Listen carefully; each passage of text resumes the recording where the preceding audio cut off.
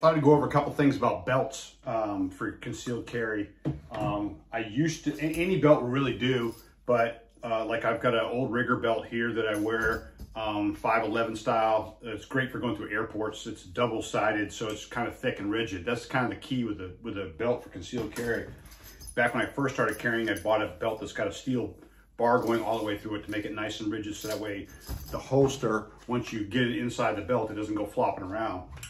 I bought this Next belt, N-E-X-B-E-L-T, and it's a ratcheting system. So when you put the belt in, it's easy to adjust wherever you want it, and you can just kind of back it out. It comes as one giant long piece, and you just cut it to where you want to, and you Allen screw it back in, which is fantastic. I like this belt so much. I've got two of them. One I wear at work and one I wear at play. But I'll be wearing this belt on Saturday for our match. And basically your holster is just going to fit in here. Those clips will go in the belt, kind of in the front. Your magazine, the ammo, the rounds are going to be wanted pointed towards you. So that way when you go to reach for that next magazine, you're able to push it up and through like this. And I'll do a little demonstration. With anything in this sport, you kind of want to crawl, walk, run. I wouldn't go out and spend a whole lot of money until you kind of figure things out. But there is the old adage of buy once, cry once too. So there's a fine line in there. Talk to the girls there at A Girl and a Gun and see what they use for their concealed carry the next time you go out there. But for this weekend, if you do elect to shoot this weekend, whatever you got is going to work just fine. We'll make it work. And it'll also kind of tell you whether or not you like what you got or you want something better. But you put your holster, I've got that Next belt in that I like so much. You put your holster inside the pants. You put the little clips on the outside, and now I just, since it's a ratcheting belt system, cinch it up to where I need to be, put my shirt over the top, and voila, now I'm concealed carry. And now you're just gonna wanna, every time I go out, what I do is I do a couple draws with the holster just to make sure that I can get to my gun and be able to engage a target as needed. Make sure the gun's in the right spot for me. So right now, I kind of like it a little bit further over to the right.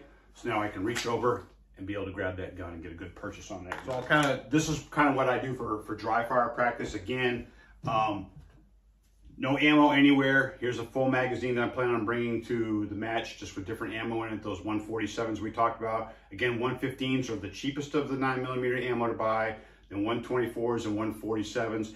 I personally prefer 147s. They're slower, around 900 feet per second out of a 5-inch barrel.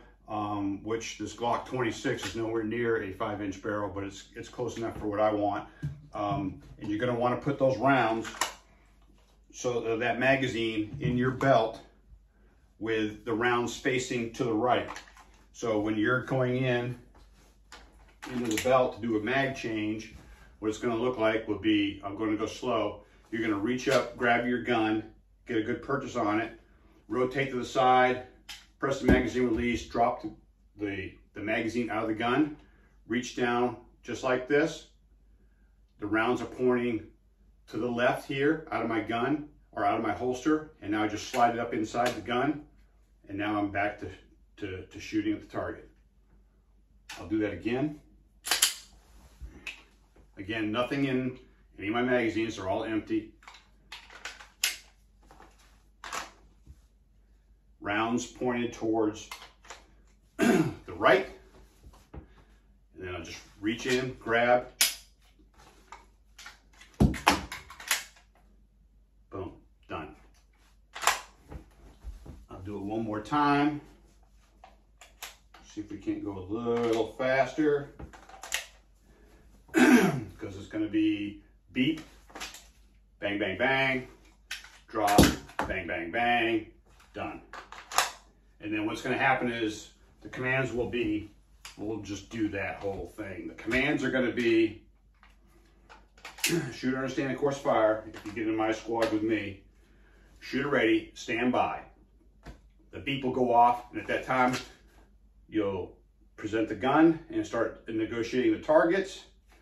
Do a quick mag change, because if some is good, more is better. And then at the end of when you're finished, it's going to be, okay, if you're finished, unload and show clear, drop the source of feed, which is your magazine, rec slide, show the open chamber, to the RO, slide, hammer, that's hammer, holster, and now you're done. So here at my house, I have some targets that I have kind of pasted up on the wall here. They're smaller targets that I use mostly for 3-gun, but they're applicable here to defensive pistol as well, which is a great way to start getting into shooting sports. So we'll kind of go through a draw, a magazine, and kind of like a little maneuver drill here in the middle here, and then and clearing the weapon. Okay, so shooter stand of course fire, shooter ready, stand by, beep, bang, bang, bang, bang, bang, bang. If you're finished, go ahead and show clear, source of feed, slide, hammer, holster. Done. So that was kind of a little bit of movement in there. Nothing too complicated, but stuff to kind of get you into using your weapon and kind of getting you used to moving and doing fun things on the move with your gun. Glock mags kind of suck for doing dry fire because they're lightweight. They're made out of polymer. They don't really come out of the gun that great. If they had ammo in them, you can buy dummy rounds, put it in, it'll put a little bit of extra weight into your magazines. You can use extended magazine extensions. They're made out of metal. I have those on my competition Glock, which definitely makes it heavier, so that way when you eject an empty magazine, like this is an empty magazine in here now, it just takes a little bit of extra oomph to get that thing to come out. Sometimes, like here's another one, sometimes it just takes a little extra oomph to get it to come out. It will come out, especially if it has a round in it. More advanced things are to count your rounds. So if you got, like I've got a 12 round magazine right here, inside here. So, and this is a 15 round magazine for a Glock 19. Again, all Glock magazines, this is a Glock 26. This is a aftermarket Magpul Glock magazine that holds 12 rounds for this Glock 26. I like it because it's got a little pinky extension on here that I can put my fingers on. I bought these extended things here, X grips, to go on the bottom of my magazines. They allow my hand, this one has ammo in it, so I'm not going to rack it, but this allows my hand to get a good purchase on it, on the pistol. I broke the other one of these. I just ordered some more off of the Glock store. Hopefully they're here sometime soon, which would be fantastic. But I always start with my 12 round magazine because I use this match as train as you fight. And how I fight is 12 rounds to start with and 15 rounds to back up. So again, something I'm trying to slowly but surely work on is when I'm doing this match, is to try to tuck my shirt behind the holster. That there's that little beaver tail action behind the holster, and just makes things easier when I'm trying to do a reload if I can kind of get it behind that shirt. So that way when I try to find my magazine to do a reload, it's just a little easier for me. So try to do something like that, change the magazine, get up in this is called your workspace up in this area, is some people will kind of to refer that to. Depends on the classes and people that you go talk to on what they call that, but it just, these are basic dry fire exercises. And like I said earlier, every time I go out into public, before I leave the house, I put my gun in my concealed carry area, and I do appendix carry, obviously. I will do this several times to make sure I get a good purchase, and I know where that gun is. My hand has that muscle memory of where it needs to go every single time. So if I have to defend myself or those around me, I know exactly where my gun is every single time. And every single time is a key.